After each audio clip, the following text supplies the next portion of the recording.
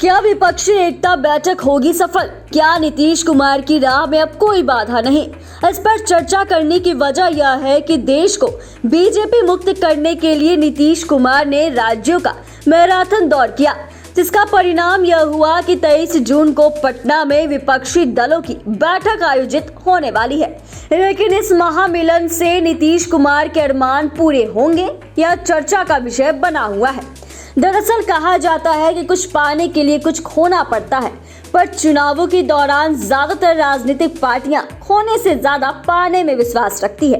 कुछ ऐसी स्थिति इस बार भी देखने को मिल रही है। हालांकि सभी दलों की एक ही इच्छा है, भाजपा केंद्र की सत्ता से बेदखल हो, लेकिन विपक्ष का कौन सा फॉर्मूला बीजेपी की विजय यात्रा पर नकेल कस सकता है, इसको लेकर फिलहाल इन दलों में एक राय नहीं है। स्थिति यह है कि बड़े बड़े दल जहां इस बैठक से पहले कांग्रेस को नसीहत देते हुए नजर आ रहे हैं, तो दूसरी तरफ कांग्रेस भी कोई खास नरमी दिखाते नजर नहीं आ रही।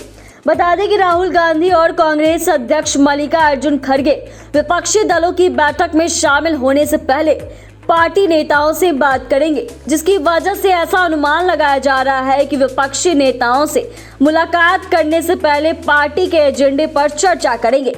जाहिर सी बात है कि विपक्षी एकता बैठक से पहले इस मीटिंग के बहुत मायने हैं। देखें तो ममता बनर्जी ने दो टूक कहा कि अगर कांग्रेस ने मार्क्सवादी कम्युनिस्ट पार्टी यानी सीपीआई-एम के साथ बंगाल में गठबंधन किया, तो फिर उसे टीएमसी से किसी तरह की मदद मिलने की उम्मीद नहीं पालनी चाहिए।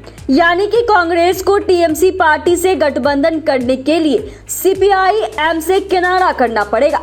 वहीं ममता बनर्जी ने कांग्रेस को 2 सीटों पर चुनाव लड़ने के लिए कहा था। इस तरह विपक्ष की प्रस्तावित बैठक से पहले ममता बनर्जी ने अपने तेवर दिखा दिए।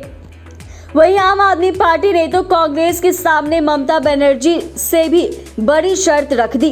दरअसल केजरीवाल सरकार के मंत्री सौरभ भारद्वाज ने कहा कि दिल्ली और पंजाब में कांग्रेस 2024 का लोकसभा चुनाव नहीं लड़े तो पार्टी मध्य प्रदेश और राजस्थान में कांग्रेस के खिलाफ उम्मीदवार नहीं खड़े करेगी। भारद्वाज ने इसके लिए दिल्ली के 2015 और 2020 विधानसभा चुनाव नतीजों का उदाहरण भी दिया, जिसमें कांग्रेस को एक भी सीट नहीं मिली थी।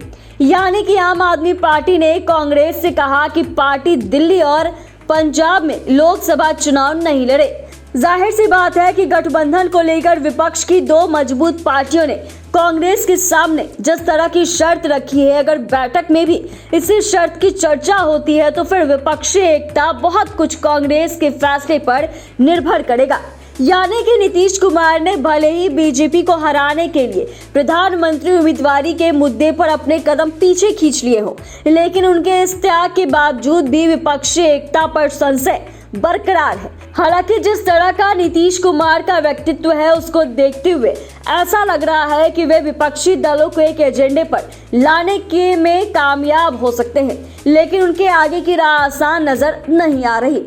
हालांकि इसका अंदाजा तो शुरू से ही लगाया जा रहा था कि विपक्षी एकता में जहां कुछ दलों को कांग्रेस से तकलीफ होगी, तो कुछ से कांग्रेस को भी तकलीफ होगी। शायद यही वजह है कि नीतीश कुमार के करीबी नेता और मंत्री विजय चौधरी ने कहा कि बंगाल, दिल्ली और दूसरे राज्यों में जहां क्षेत्रीय पार्टियों की कांग्रेस से टक्कर है, वहां भी आपसी सामंजस्य के साथ कैसे चुनाव लड़ा जाए, इस पर 23 जून को बैठक में चर्चा हो सकती है। यानी कि जदयू को एहसास है कि विपक्षी एकता में कांग्रेस की वजह से कुछ अड़चन आएगी। इसके साथ ही प्रधानमंत्री उम्मीदवारी के मुद्दे पर भी तकरार होने की संभावना थी। अब देखना यह है कि नीतीश कुमार इस बाधा से कैसे पार पाते हैं।